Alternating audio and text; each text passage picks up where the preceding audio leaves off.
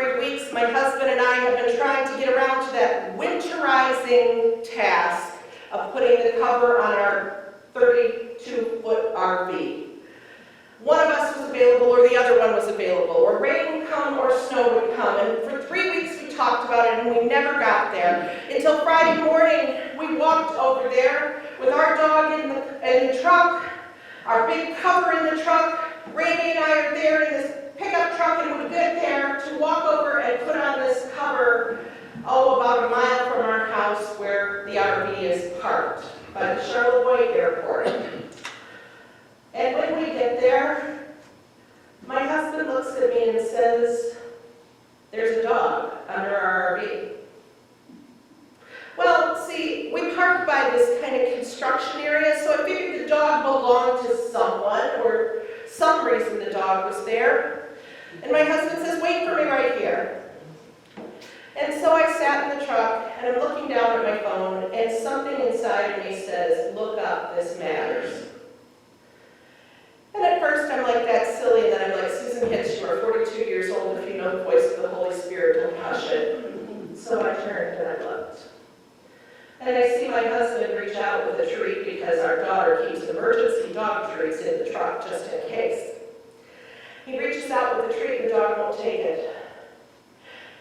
And the next thing I know, he's kind of got the color of the dog, and I see him looking at me and trying to shout, and I look over and I open the door and he says, "Get a leash, get a leash." I can't find a leash. There I am with a bungee cord and a dog and a prayer. And I figure, what is he up to? We find this dog with a phone number that is very out of the area, and my husband and I presume that some hunter lost their dog. He makes a phone call, no answer. He makes another phone call, leaves a message. He calls animal control, but in beeps in this person who said, "Did you just say you have my dog?" And at that point, I have flipped over the tag and I got this dog on this bungee cord, and the dog is shaking violently from the neck back, so hard I had never seen an animal shake so hard. And I turn and flip over this tag, and it says the name Jinks. And I said, "Randy, I think his name is Jinks." And when I said it, he turns and looks at me like, "Did you say my name? Do you know me?" And looks deep in my eyes. And so Randy gets this person on the phone, and he says, "Yeah, I've got your dog. Are you camping up here? Are you hunting? Where are you at?" And he said, "We lost our dog at Akiak Falls 4 months ago and had given up hope of ever seeing him again. You have Jinks?" At that point,